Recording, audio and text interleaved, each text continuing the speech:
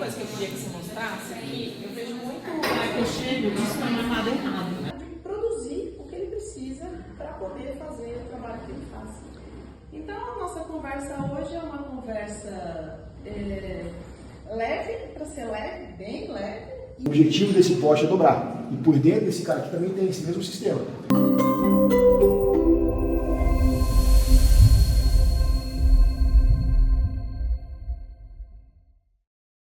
Olá pessoas, tudo bem? Hoje a gente está fazendo uma coisa diferente, a gente está gravando aqui dentro da 210. É uma experiência que eu espero que todo mundo goste. Aproveita e compartilha, né? A ideia é a gente trazer para essa conversa nossa coisas que servem sempre, como eu falo sempre, para treinamento, para DDS, para tudo isso. E hoje a gente vai trazer como é que é o processo produtivo e de onde ele surgiu, tá? Então eu vou conversar com o Christian. O Christian é uma pessoa que eu conheço há 15 anos, acho que desde o comecinho da 210. E ele faz um trabalho, tem toda uma história, um trabalho em altura, que ele vai contar um pouquinho, que ele começou lá desde quando ele era criança, desde quando eu era um bebê, né? Ele começou bem cedo nessa coisa de trabalho em altura. E ele também, se envolveu bastante na questão de produzir o que ele precisa para poder fazer o trabalho que ele faz. Então a nossa conversa hoje é uma conversa leve, para ser leve, bem leve e também bem técnica. Cris, por favor, se apresente. Como é que faz leve e técnica mesmo? Leve e técnica. Sem entediar o pessoal aí. Sem entediar ninguém, por favor. Bom, como você já falou, meu nome é Christian, estou nessa área há bastante tempo. A empresa hoje tem 15 anos, mas antes disso eu também trabalhei bastante com trabalho em altura. Você sabe bem, né? Minha história começa ali atrás, aí, com 15 anos, quando eu comecei a ajudar o pessoal aqui em Campinas a montar paredes de escalada, onde eu conheci um pouco da parte de trabalho em altura, da parte de montagem de estruturas metálicas, solda, quando eu comecei a gostar dessa parte de montagem estrutural mesmo. E junto, casualmente, era o trabalho em altura, que era a escalada, né? Mas no caso esportiva naquela época. E desde então, me envolvi na parte de escalada, apesar de não ser os meus esportes principais ali, mas me envolvi com o pessoal da escalada, conheci bastante aí essa galera aqui de Campinas. Mas com 18 anos eu saí do Brasil, né? E fui trabalhar fora, acabei trabalhando, saí na aventura mesmo, era super novo, e comecei a trabalhar com montagem de shows e eventos para festivais e grandes eventos de música na Inglaterra, né? E aí eu me envolvi mais ainda com a parte de trabalho na altura, porque a gente trabalhava com montagem de palcos e tendas, né? Então o trabalho na altura começou a ficar mais presente na minha vida, coincidentemente também. E de novo a montagem estrutural também cada vez mais presente, né? A parte de estruturas metálicas, enfim. E aí, casualmente, um amigo meu, um australiano que eu tinha conhecido um tempo atrás, conheceu um neozelandês, eles estavam pegando onda em Marrocos. E o cara falou pra ele, falou, puxa, eu tô de férias aqui, né? E meu amigo falou, pô, mas como é que você consegue ficar aqui de férias tanto tempo? Ele falou, não, eu trabalho, eu ganho bem e tal. Aí ele falou, pô, mas me conta aí. Ele falou, cara, não posso te contar. Bom, eles acabaram ficando amigos, passou um tempo, ele falou, ó, me conta aí do seu trabalho, cara, como é que é? Ele falou, ó, vou te contar, mas tem que prometer que eu não conta pra ninguém, certo? Aí ele falou, não, beleza. Enfim, ele contou todos os detalhes de acesso por corda. Na época, o acesso por corda era uma indústria muito pequenininha, que é também conhecido como alpinismo industrial, e contou para ele como ele entrou para a área de alpinismo industrial, acesso por corda, e como ele executava esse tipo de atividade nas plataformas de petróleo. E meu amigo escutou atentamente, não acreditou no começo, o salário era bom, não sei o que, ele foi lá e resolveu tentar a sorte, fez os cursos, fez as certificações e foi contratado. Aí ele voltou para o neozelandês e falou assim, é o seguinte, eu sei que eu prometi para você que eu não vou contar para ninguém como fazer esse trabalho, mas eu vou ter que quebrar a promessa. Eu vou contar para 3 pessoas, meus 2 irmãos e o meu amigo brasileiro. No caso era eu. Então ele me passou também me passou o contato, como fazer, eu me profissionalizei, me certifiquei nas coisas que eu tinha precisado na época. E mandei meu currículo e em 2 dias eu tinha dado para trabalhar em plataformas de petróleo também. Aí nesse mundo eu passei vários anos também, trabalhando em embarcado, aí foquei em acesso por corda mesmo e montagem de estruturas metálicas, rigging e decomissão de plataformas de petróleo. Então a gente desmontava as plataformas quando elas já tinham acabado de produzir ou elas eram já irrelevantes ali no cenário para elas atuavam antes. A gente desmontava as plataformas, muitas vezes chegavam em plataformas que tinham 20, 30 anos parados no meio do mar, o chão já estava desabando, corroído.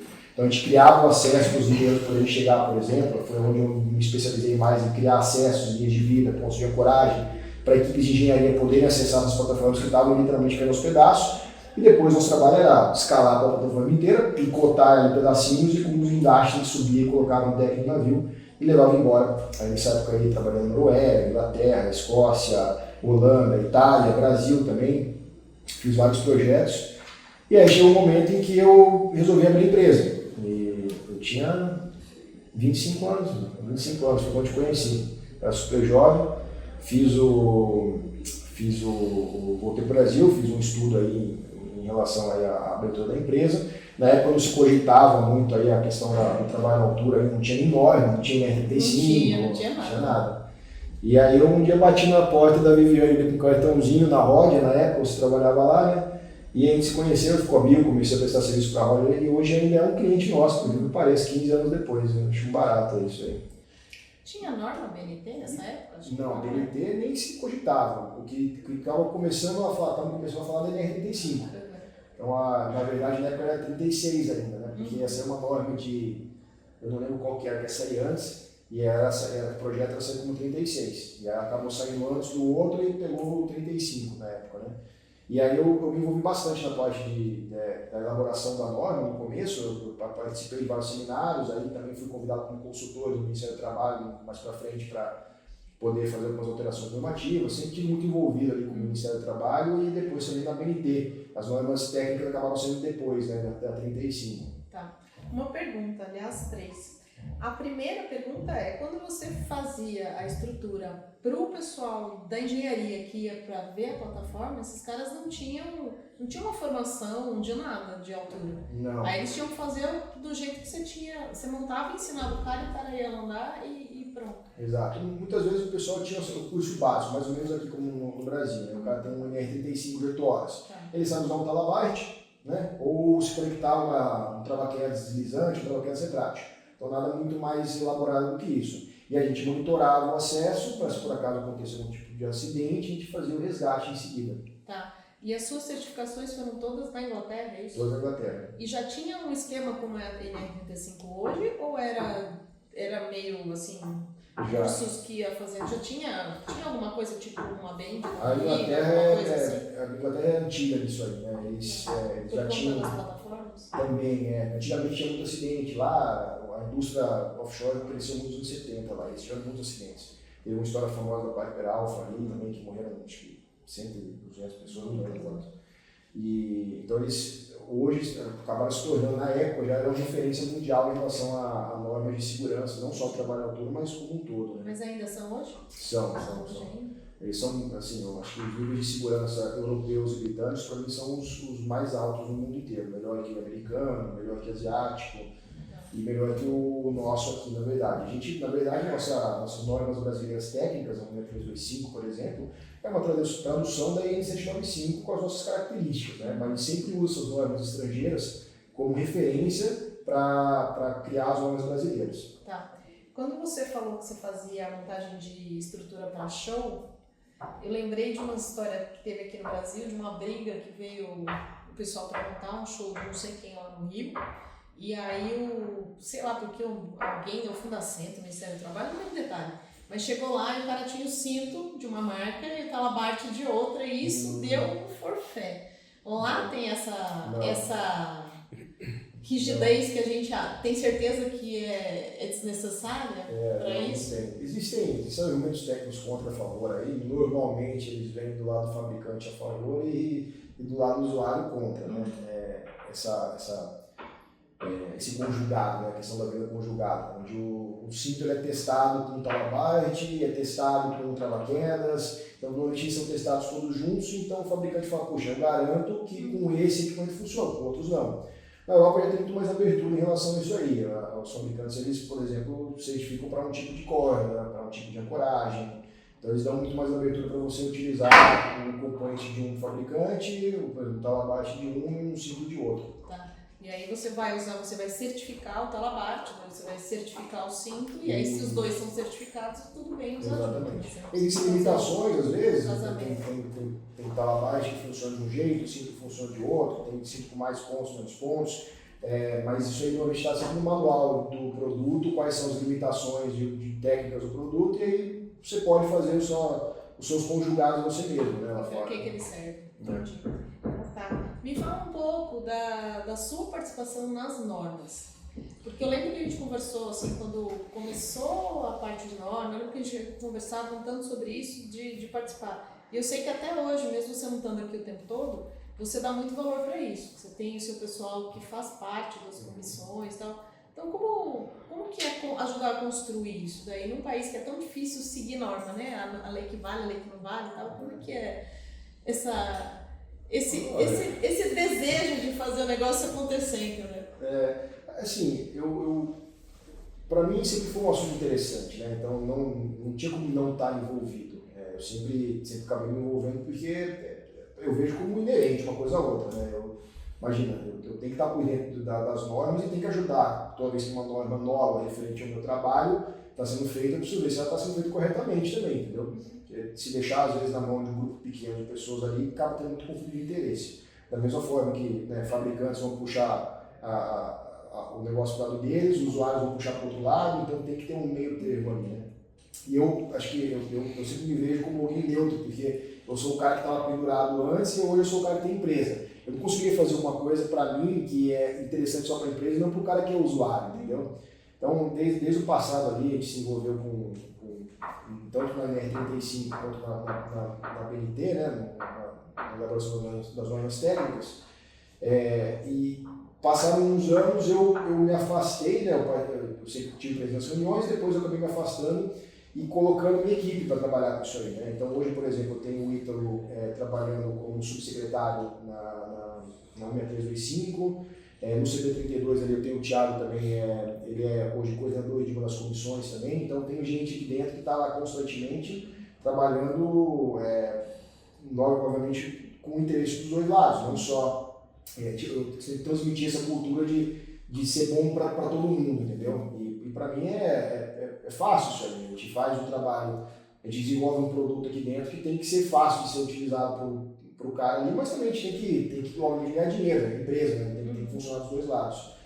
Então, assim, hoje eu não estou mais tão presente, mas tenho equipe lá presente, eles me passam aí todos os resumos das reuniões ali, mas daqui a pouco você vai ver, o pessoal senta e começa uma reunião e acaba a tarde só. É super legal. Às vezes tem um pouco mais de exaltação, às vezes tem briga, às vezes não tem briga, mas é super legal porque tem muita troca de informação. Né? E eu acho assim, do lado de quem tem que executar todas as normas, né? Eu acho que as normas feitas por pessoas que têm conhecimento técnico real, de operacional mesmo, elas são muito mais fáceis da gente construir dentro de uma operação do que aquelas que elas chegam ali na caixinha de alguém que é completamente teórico, que às vezes nem conversa com as outras normas, né? A NR12, quando foi lançada a primeira vez, é uma dessas. Ela, quando chegava, nossa, não dá para fazer. A NR10 foi feita por pessoas técnicas, assim, dá para fazer. Então a gente faz uma diferença muito grande para quem está do outro lado, né, que tem que aplicar a norma, fazer um negócio que seja factível mesmo, né? Porque tem muitas que não são. Te dou um exemplo agora, né? A gente está terminando um anexo aí normativo para as escadas marinheiras, né? E um tema interessante aí da escada é a gaiola, né? Então, você analisando tecnicamente a gaiola, ela realmente não serve para nada. Né? Você, do ponto de vista... voar, né? Não é para não cair. Do ponto de vista dos engenheiros, dos técnicos, do pessoal que normalmente trabalha na elaboração dessas normas, não é um pessoal, em grande maioria, não é um pessoal que utiliza o sistema, né, no seu dia a dia. Mas eu, particularmente, subi desse escada marinheiro por, não sei, já subi 1 milhão de degraus, né? E aí o pessoal fala assim, puxa, a gaiola não serve em nada. E realmente, tecnicamente, se você cair, ou se você estiver, digamos, usando um talabarte, estiver no degrau, ou numa linha de vida vertical ali, você vai ficar preso no ponto de ancoragem ali. E a gaiola pode até atrapalhar. Porque ela pode impedir a abertura do travaquedas do talabarte, ela pode impedir o deslizamento, a absorção de impacto do travaquedas deslizante, e você se choca com alguma coisa ali, certo? Porque você acaba se enroscando, desenrosca a perna e tal. Então o pessoal falou assim, vamos não usar mais. Eu falei, peraí, tem um negócio interessante, quem usa essas escadas o dia inteiro, e às vezes quando você faz sessões muito grandes, você usa ela para descansar. Você põe um pezinho de lado ali, você põe as costas, e te dá, querendo ou não, uma falsa sensação de segurança ali, e você, se sente um pouco menos exposto. Eles falam assim, mas se o cara não consegue acessar uma escada maneira, ele não deveria nem subir. Mas tem aquele cara que eu tenho que preparar para subir. Lembra que eu estava explicando, né? Falando de petróleo. Às vezes eu tenho que colocar um eletricista que não tem acesso por corda, que não é bom para trabalhar à altura, mas é o único cara que vai conseguir resolver o negócio no topo da torre ali. Então eu tenho que fazer ele subir. Ter a gaiola ali ajuda ele? Ajuda. Que seja psicologicamente, que seja um descansinho.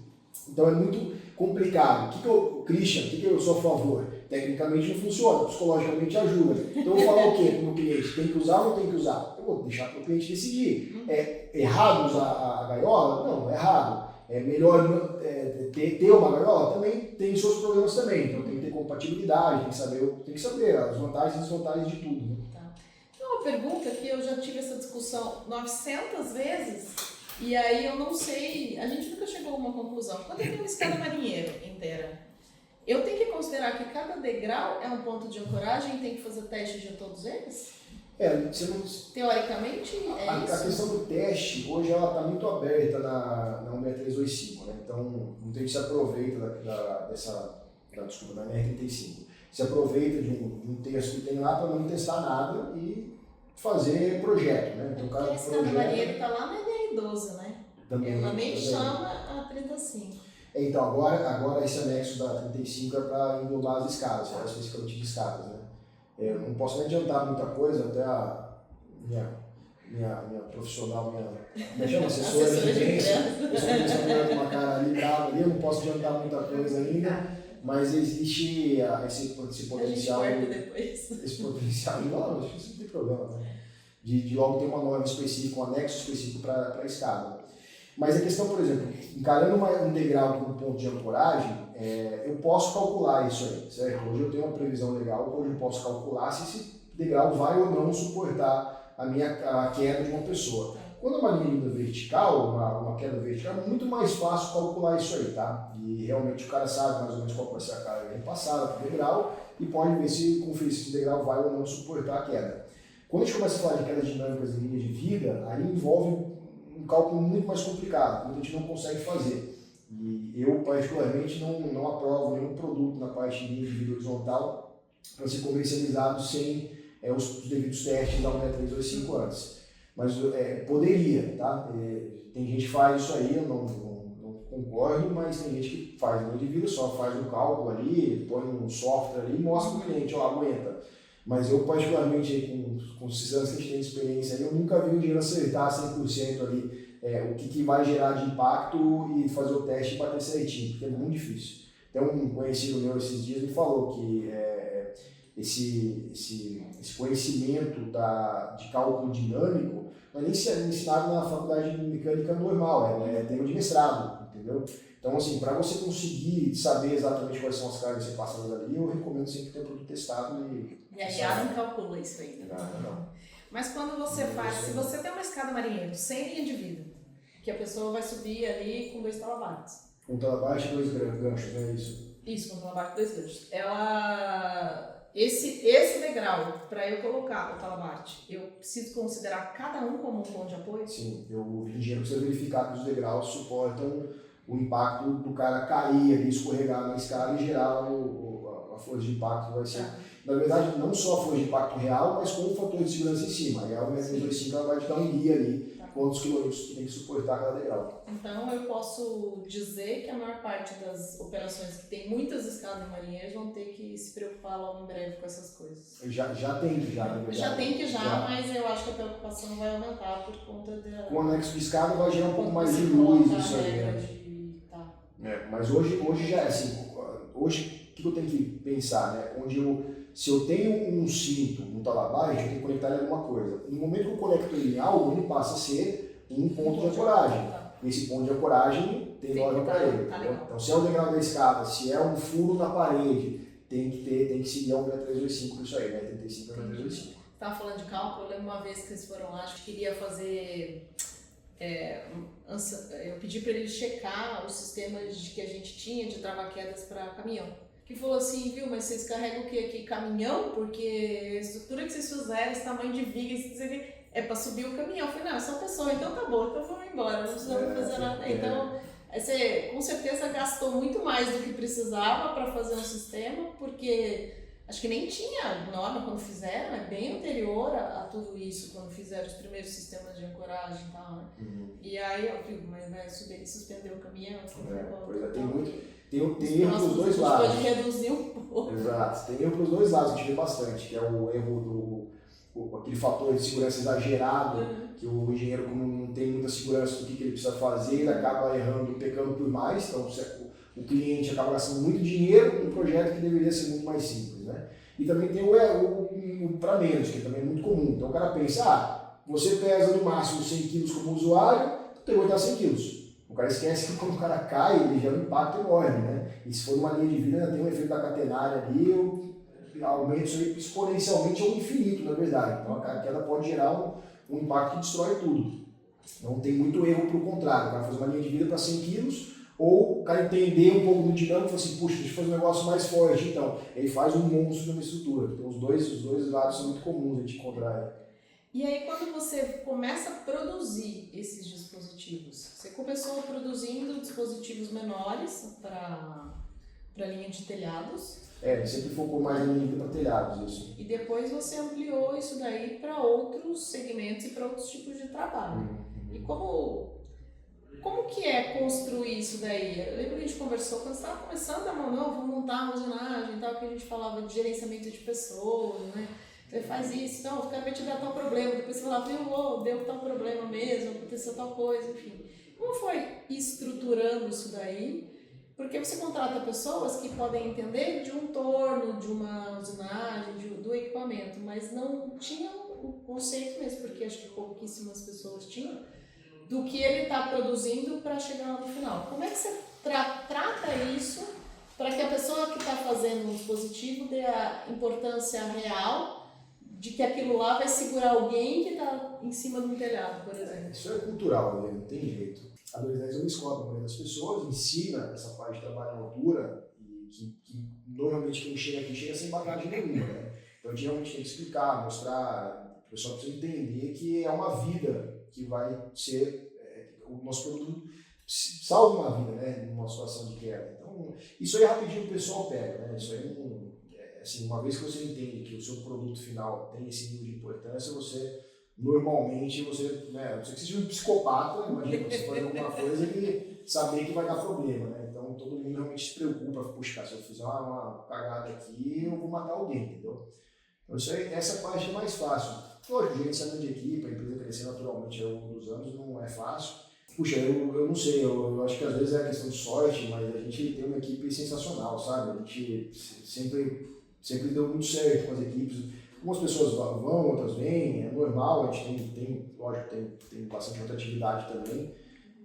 Porém, a gente tem bastante gente que está há bastante tempo com a gente também, o pessoal que leva super a sério. Meu soldador aqui, o chefe de fábrica tem 12 para 13 anos de fábrica agora, imagina, né? Então tem muita gente que era da indústria, por exemplo, o Thiago, que trabalhou comigo aí no passado em vários projetos como assessor de examinador que fala no Brasil, né? Examinador e assessor por corda. A gente era examinador da Bend, né? Depois, quando eu cheguei no Brasil, eu também trabalhei muito tempo com isso. E o Thiago era meu parceiro na época como examinador. Só tinha 3 no Brasil, 4 pessoas no Brasil que faziam esse tipo de trabalho. O Thiago era um deles, eu era outro. E hoje ele trabalha comigo, sabe? A gente trabalha junto e se dá super bem, já está comigo há alguns anos. Eu acho que eu tento sempre comunicar para a equipe a importância do produto, mas acima de tudo, a 210 ela nasceu para criar um ambiente de trabalho bom aqui dentro. Certo? Fazer um bom produto é meio consequência de uma equipe motivada, uma equipe que sabe o que é fazer, que gosta da atividade, entendeu? Aí você acaba fazendo produto de qualidade por consequência. Né? Quem que vai querer fazer um negócio ruim, como eu falei, né? Sabendo a importância e estando feliz aqui dentro, sabe? Esse sempre foi o nosso objetivo principal. Tá. E aí, quando você fala dos equipamentos que você faz, no começo eu imagino que você não tinha como testar o que você fazia. Sempre tivemos. Mas você não leva para fora? Não, tinha laboratório aqui no Brasil que fazia? A gente sempre teve, até hoje não tem. Até hoje não tem laboratório. A gente é pioneiro no Brasil em fazer E laboratório. você foi montando o laboratório. Sim, a gente sempre testou tudo e sempre gastou uma grana com teste, com certificação, não porque não tem a certificação também no Brasil, somente com essa questão de OCP e tudo mais, mas os produtos nossos sempre foram testados, desde o começo. Eu tenho certeza que, tenho certeza que a 210 é o primeiro laboratório de dispositivo de do Brasil, se não for da América do Sul. Não conheço ninguém que faz isso tanto tempo quanto a gente. Agora que eu estou vendo um movimento nesse ano, 2025, algumas empresas começaram a montar laboratórios de qualidade. O que tinha é o cara jogar saco de cimento de vida, sem nada, entendeu? Esse tipo de coisa não existe, isso não serve para nada, na verdade. Você, por exemplo, para você ter uma ideia, uma célula de carga hoje, para conseguir fazer a leitura de um ensaio, tem que conseguir fazer 1000 leituras por segundo, é o que a norma pede. Você, mas por que eu tenho que... Pensa assim, numa balança, pensa uma balança analógica, um ponteirinho que sobe. Se você pisar em cima, vai dar o seu peso. Eu peso 80 quilos. Eu pisei em cima da balança, ela vai até chegar nos 80. Agora, se eu der um passo correndo, bater nela e pular para o outro lado, dá tempo do ponteiro subir? Não dá tempo, porque o impacto é muito rápido. Na linha de vida é a mesma coisa, é mais rápido ainda. O impacto pode demorar uma fração de segundo, é muito rápido, suficiente para quebrar alguma coisa. Mas como é que a célula vai conseguir ver aquele pico de impacto? Ela precisa ter muita velocidade de leitura. Então, 1000 leituras por segundo é um absurdo, é uma célula super cara. A gente tem isso aí faz desde que saiu o 325. Então, na verdade, até antes. Então, assim, a gente sempre testou, eu sempre me preocupei muito em fazer os testes. Os primeiros testes eram mais rudimentares, com certeza. Mas sempre testou. Entendi. E eu sei que você anda viajando por aí, caçando coisa nova. Sim. Né? Então, fala alguma coisinha que você pode falar de coisa nova que você está trazendo. A gente tem algumas novidades aí, né, André? A André tá com uma cara aí. Posso falar, né? Não, peraí, vai sair quando isso? Vai publicar quando? Outubro? Agora eu descobri que dia 2 de 10. Vai sair na sexta, dia 3 de outubro. Tá, então assim, eu por exemplo, Devagar. em relação ao Fala de forma geral. o que a gente pode falar aqui, a gente está agora também trazendo a linha de EPIs para 210. Então a gente, esses últimos 15 anos, focou só na parte de dispositivos de ancoragem, mas nossos clientes sempre nos procuraram para, poxa, Christian, você não consegue fazer um EPI assim, um cinto assado, um trava-queda retrátil de outro jeito, porque existe essa carência no Brasil de alguns produtos de qualidade. Então a gente está com tanto a linha própria sendo desenvolvida agora, dentro de 2 meses, a gente deve começar a comercializar isso aí, quanto também a gente está trazendo uma outra marca muito legal também. A gente vai ter uma representação aqui no Brasil de um produto de altíssima qualidade, que vai concorrer aí com os franceses, né, na questão de qualidade. Hoje no Brasil quem tem à frente aí dos principais produtos processos por corda é uma empresa francesa. E a gente vai trazer um concorrente aí de peso que provavelmente vai dar uma suadeira para esses caras agora, que eu particularmente até prefiro. Entendi.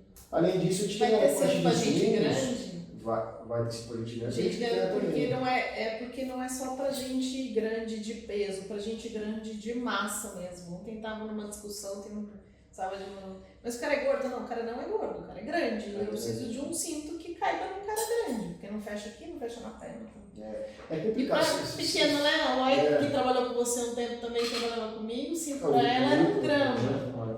A Loi, pra ela, era 1 grama, porque a gente não conseguia. Pequenininha. É difícil, essa questão da exceção é difícil. A gente, é que nem, por exemplo, quem calça 34 e quem calça 46, sempre vai sofrer, porque a gente vai ter, mas provavelmente é um cara compra e meio que já acaba de repor, entendeu? Mas como a gente vai ter a fabricação própria também, então facilita aí em alguns sentidos ter tamanhos diferentes se o pessoal precisar. Peso sempre também é um problema, né? Então, lógico que faz uma diferença enorme, né? Um usuário de 80 kg e um usuário de 120, 130 kg. O impacto é completamente diferente. Então, a gente tem que pensar nisso aí. Mas sim, vai ter bastante novidade aí. Mas eu acho que ultimamente a gente tem mais gente para mais de 100 do que para menos de 100, né?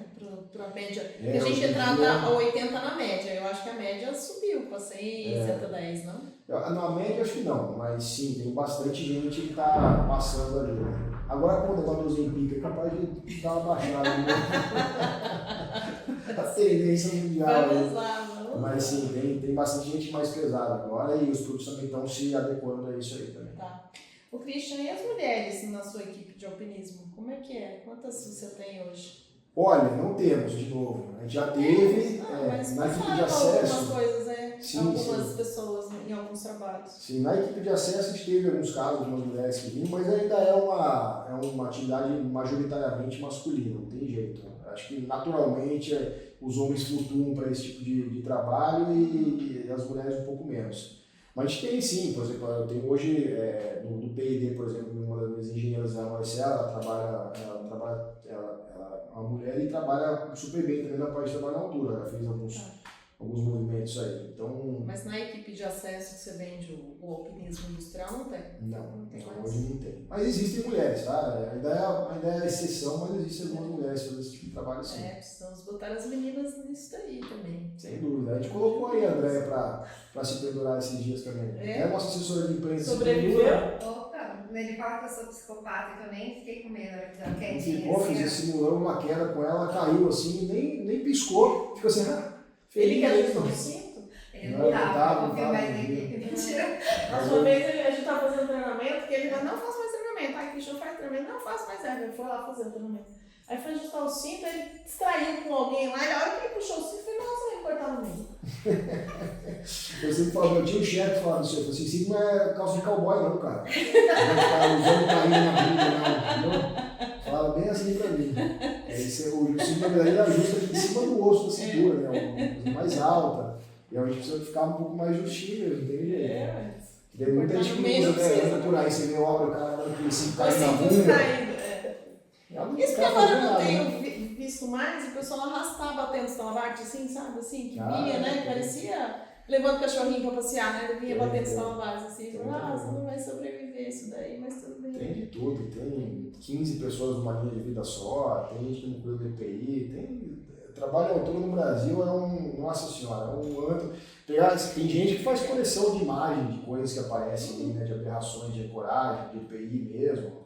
É uma loucura. Mas também tá melhorando muito, isso que é o mais legal. Assim, com comparação a 15 anos atrás, é outro mundo, realmente, é outro mundo. Melhorou muito, existe muito mais preocupação pelo lado das empresas, melhorou bastante. A minha mãe mora em São Paulo e do prédio dela teve um acidente esse ano passado, né? Que caíram 7 pessoas numa linha de vida. Em São Paulo eram 2 prédios, aí uma obra e caiu. Minha mãe mora de frente, minha mãe mora de frente para isso e ela viu o que aconteceu mais ou menos, né? E aí, assim, eu acabei falando muito, que eu tô em casa, tô falando, quero ver, não sei o quê, né? Aí tá bom, passou. Aí acabou, já voltou a obra, tá ficando embargado um tempo, mas já voltou. Aí agora na frente do outro lado da rua tem uma outra obra. Aí outro dia eu cheguei lá e ela falou assim, viu, esses moços estão andando tudo solto em cima do telhado. Eu falei, mas você virou fiscal de obra, trabalha à altura agora. Ela falou assim, virei, não, eu quero que você olhe, porque eu acho que esses moços estão tudo soltos. Eu falei, não, olha, não, tava preso. Eu falei, não, mãe, vem cá, deixa eu te ensinar, tá aqui, ó, tá presa. Ah, então eu vou continuar olhando os moços. Então agora minha mãe... Ela fez uma mãe fiscal. Nós temos uma mãe fiscal. Muito bom. A população tem que realmente se preocupar, não tem jeito, né? Não, tem que olhar, né? E eu acho que a segurança do trabalho de maneira geral é um pouco isso, né? Eu olhar pra ele e falar, viu, tá bom do jeito que você tá fazendo. Né? Será que não dá pra fazer um pouquinho diferente, né? Exatamente. Acho que dá pra organizar e tal. E me diga mais uma coisa, você continua fazendo, você ainda escala ou trabalha de vez em quando para não perder o jeito? Sim, às vezes. Trabalha de vez em quando é ótimo. Trabalho de vez em quando. Na parte de execução da atividade, hoje não executo mais muito, porque tem equipe executando, né? Então acabo não executando mais. Mas sim, às vezes tanto visitar obras feitas, quanto estar presente em algum tipo de atividade, ou até por diversão ali. Esse final de semana passado eu não pude ir, mas o pessoal aqui da empresa foi todo mundo escalar na pedreira de Campinas. Então, às vezes tem essas coisas assim, a gente participa assim. Não. É gostoso porque é gostoso, não só porque precisa, mas porque realmente é legal, né? Você gosta mais da parte de altura de campo ou você gosta mais dessa parte de usinagem, desenvolver os apetrechos e tudo isso daí? Então, eu gosto das duas coisas. Eu tenho um amor enorme por esse trabalho aqui. E as duas coisas caminham juntos. Eu de verdade, eu amo a 210, amo fazer o que eu faço. Quando eu estou fora viajando, eu estou aí anotando, desenhando, fazendo um novo sistema de absorção de impacto no meu caderno, fico anotando um monte de coisa. Assim, eu gosto muito. A parte de desenvolvimento de produtos me apaixona, mas a execução ali na fábrica também, eu particularmente, às vezes, vim no final de semana soldar aí, gosto muito, não pelo produto, mas até pelas minhas coisas particulares. E, puxa, eu gosto muito disso aí, né? Todos os lados da empresa são apaixonantes para mim, de verdade. Porque a sua formação lá atrás foi tanto de altura quanto desse processo, né? Solda, corte, Isso, para exato. desmontagem, você precisou de toda essa formação, né? Exato. Eu fiz vários cursos na parte técnica ali, né? Tanto da parte de essas por corda, quanto de rig e movimentação de carga, como de uso de algumas ferramentas, como montagem estrutural, caldeiraria. Então, acabei fazendo cursos e me especializando em diversos lados aí do que é a parte de estrutura metálica, né? Então, aí ficou um negócio meio completo. Eu gosto muito. Então tá certo, quero te agradecer por essa conversa, por receber a gente aqui, eu juro que tá ali ajudando a gente. Vocês Mas são Andréia, amigos. obrigada por todo o suporte. Filma a Andréia ali, ó. Faz um vídeo, Andréia. Não faça isso, não. Cadê a Andréia? Andréia ali. Obrigado, Andréia. Obrigada, Andréia. Você corta Oi. depois. A assessora fica no bastidor, gente, não aparece, né? Então, eu queria agradecer demais você receber e todo o carinho Obrigado que a vocês. vocês todos da 210 têm sempre comigo, toda vez que a gente se encontra, você, o Ítalo, são meus queridos. Você André. também, mais que bem-vindo aqui sempre, Viane. Uma bela profissional da área aí. Uma das poucas pessoas que lá no passado já estavam preocupadas com o seu trabalho, quando ninguém se preocupava, né? Tanto que vocês foram os primeiros clientes nossos. E, poxa, você com certeza colaborou muito para melhorar o que é esse nosso trabalho no Brasil, não tenho dúvida nenhuma. Nossa, obrigada. Com certeza. Obrigada mesmo. Então, obrigada por nos receber. A gente vai colocar alguns vídeos também da 210 de teste e tal. Não sei se a gente vai conseguir filmar nós, mas a gente vai colocar algumas coisas para todo mundo poder conhecer um pouquinho da 210. Sem dúvida. Muito obrigada, viu? Obrigado, pessoal. Obrigada mesmo. Valeu, tchau, tchau. Então, a gente já fazendo os testes lá, porque está trocando o produto. Então, hoje o nosso padrão de poste, por exemplo, uma linha de vida, ele é fixado, os pontos principais são fixados com esse gancho aqui embaixo. Você consegue ver, a gente tem um sistema de grampeamento, a gente consegue por cima acessar a estrutura metálica por baixo e grampear ela, certo? Então o sistema fica bem travadinho. O que acontece? A gente está fazendo um sistema mais eficiente agora, para não ter que usar esses ganchos, está utilizando um outro sistema de fixação, que é o que está sendo desenvolvido lá em cima, que eu não posso mostrar ainda. É entendeu? segredo, tá? Ainda é segredo. Lá em cima tem toda a parte de Depois no desenvolvimento. Instagram. Isso aí. E vai ficar mais fácil de instalar. Então, ao invés de ter que usar esses ganchos, trabalhar um pouquinho mais, eu consigo fazer uma instalação um pouco mais rápida, agora mais eficiente e mais barata para o cliente final. Então, toda vez que tem uma troca de produto, a gente tem que fazer todos os testes para verificar se o produto vai estar de acordo ou não.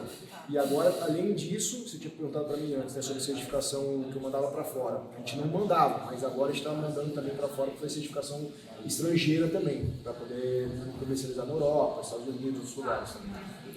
Uma coisa que eu queria que você mostrasse aqui, eu vejo muito marca chega disso está amarrado errado. Ah, sim, Você pode falar um pouquinho Acontece sobre bastante. isso? O Por grampo, que a gente tem que amarrar assim e não ao contrário, que é o que as pessoas fazem? o que acontece? O grampo ele tem uma cela e um parafuso, certo? Aqui você consegue ver um pouco melhor. Se você der um zoom aqui, você vai conseguir ver que a cela tem uma área de contato grande no cabo. Então, quando eu aperto essa parte de cima, eu estou distribuindo a carga em toda essa parte, nesse comprimento inteiro da cela, certo? Então o cabo ele não está amassando, mas olha o de cima. Você viu que ele já fez um dente no cabo? Então esse cabo agora está danificado. Ele já não aguenta muito a carga como ele aguentava antes de ser danificado. Eu criei 3 pontos de dentes aqui nele. Então esse cabo aqui é a parte morta do cabo de aço, do terminal, certo? Eu posso danificar esse cara, porque ele não está recebendo carga, mas o de baixo eu não posso danificar. Então, por isso a cela vai sempre embaixo e o parafuso vai na parte morta. Se eu inverter isso aí, tá errado, a gente está errado, a gente diminui a carga de trabalho do cabo, entendeu? Eu fico um pouco mais perigoso, com mais chance de ruptura, uma situação de quebra. O que mais? Os testes, a gente acabou de ver os testes, eu vi, vocês não vão ver só depois. A gente consegue mandar alguma coisa Né? aí pra A gente pessoal? estava vendo os testes que fazem em relação aos postes, como é que ele garante que toda essa carga desse sistema aqui vai suportar uma pessoa ou várias em queda, dependendo de como tiver montado. Que mais? Esse equipamento é 210? É, tudo 210 aqui. Né? Então, isso aqui é um trolley que vai. Isso são as linhas de sobrecabeça. Né? Então, quando eu trabalho abaixo do indivíduo, eu normalmente utilizo o trabalhador retrátil, estou conectado aqui, eu posso fazer a exposição dos pontos intermediários. Aqui, normalmente, vai um trabalhador retrátil, mais ou menos como aquele equipamento que está ali. Né? Para que é essa molinha?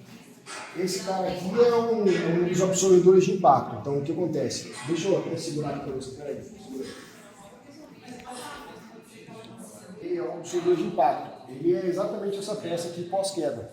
Certo? Essa peça aqui ela sofreu uma queda e você vê, ele abre inteiro deformando, adicionando mais comprimento ao cabo de aço, diminuindo as cargas de impacto que são passadas para a ancoragem, para as extremidades. Isso aqui é crítico, né? A gente desenvolve umas coisas parecidas, mas tem muito pseudo-absorvedor no mercado que realmente não funciona. Então, isso aqui é testado, é sempre vai no final de uma linha de vida e é muito importante. Mas não só ele, né? Para você ter ideia, hoje os postes também contam o centro de absorção de impacto. A ideia é qual? Quando o cara tem uma queda, esse sistema dobra. Por isso que eu tenho esse núcleo aqui, que a gente chama de núcleo absorvedor de impacto. O objetivo desse poste é dobrar. E por dentro desse cara aqui também tem esse mesmo sistema. Esse tubo externo aqui ele é um fusível, na verdade. A ideia dele é colapsar durante a queda, dobrar, e aí esse núcleo ele vai dobrar também, diminuindo a alavanca, aquele momento fletoso que eu tenho no cabo de aço, para não ficar subindo por baixo. Isso aqui é só uma proteção para aquele sistema ali. Ele é um fusível, na verdade, né? Porque assim, ele sozinho, ele não tem muita estabilidade. Então, quando eu tensionar o cabo de aço, se ele tivesse só ali, ele ia ficar querendo dobrar. Agora, quando eu ponho um volta, exato, ele cria uma estabilidade para essa inicial ali, mas a partir de 400, 500 quilos, ele vai vai colapsar e vai ativar o núcleo absorvedor dobrando e aí diminuindo esse momento fletor do poste, preservando a estrutura, preservando o cabo de aço e o próprio usuário. Isso aqui, você falou, eu acho que é uma coisa bem importante, porque não é qualquer material, não é qualquer coisa que dá para fazer. Né? Você tem a confiança de uma peça dessa, se ela romper a hora que ela abre, já era. Vai morrer. Né? Então, a importância do teste, a importância do controle do material, a importância de rastrear tudo isso, eu acho que essa preocupação é muito importante. A gente tem muitos casos aí que o pessoal inventa um tal de um absorvedor de impacto, né? E aí faz o teste aplicando uma carga de 1.500 kg. Vindo aí na R18, eu falo assim, o que ele tem que fazer é aguentar 1.500 kg. Não tem nada a ver. Ele suportar 1.500 kg, uma linha de vida pode passar muito mais que 1.500 kg de carga de impacto para a coragem. Muito mais, certo? O fato de ele aguentar 1.500 kg não quer dizer nada. Ele absorveu o impacto durante a queda, isso é que você tem que medir. Como que você mede isso? Através dos ensaios dinâmicos. Se eu não tiver um ensaio dinâmico, eu não consigo medir se houve absorção ou não do impacto, entendeu? E quem não tem os equipamentos das células de carga, os filtros, conseguir fazer 1000 leituras por segundo, investir aquele dinheiro todo que eu te mostrei lá em cima para poder fazer esses ensaios, uma coisa que nada. O cara vai lá, aplica uma carga, ensaia ele como se fosse um dispositivo tipo A, da 1,25 m, põe a coragem, aplica uma carga de 1.500 kg e fala assim, ó, o absorvedor de impacto funciona, ele aguenta 1.500 kg. Não quer dizer nada. É a música amarrou o cinto na 4x4 do chão, né? Mesma coisa. Funciona, né? funciona, dá pra usar. É bom? Não é bom pra isso. Exatamente. Esse aqui é um trilho também, né? Hoje já não é mais o modelo atual, então esse mostrado está... Exatamente, para sobrecabeça, a vantagem do trilho aí em relação à dor de vida é que o trilho é rígido, né? Então, você imagina, quando eu tenho uma queda, hoje, eu gero um impacto no trilho, a carga, por exemplo, se eu gero 6 kg aqui, 600 kg, ela vai ser distribuída praticamente nos 2 pontos de ancoragem aqui, certo? Numa linha de vida não é assim. Quando eu tenho uma queda, isso é um erro comum, as pessoas acham que eu vou ter metade da carga em cada lado. E pelo contrário, a granada faz com que a carga aumente exponencialmente. Então, quanto mais tensão tiver esse carro, maior a carga lá, passando de 4, 5 mil quilos das ancoragens facilmente se não tiver um sistema de absorção de impacto. A estrutura é diferente, né? Aqui você tem estrutura, ela não vai. Essa daqui, ela não tem pra onde subir. Exato. Espaço pra É isso aí. E tem softwares específicos para esse tipo de cálculo? Tem softwares para isso, que ajudam bastante a gente ali. Então, a gente utiliza aí alguns softwares bem mais avançados hoje que tem disponível, a gente utiliza.